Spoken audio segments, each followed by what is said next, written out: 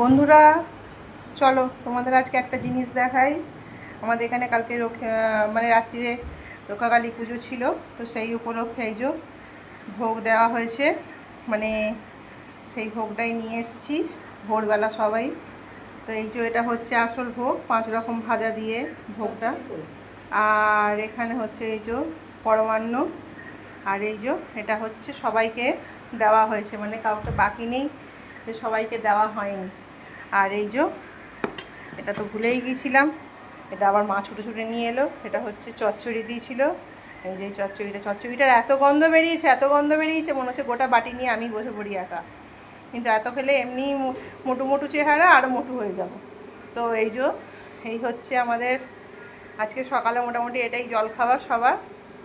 তো এই হচ্ছে বলে ভোগে নাকি দুর্ভোগ কাটে, তো দেখলেও নাকি দুর্ভোগ কাটে, মায়ের ভোগ আবার।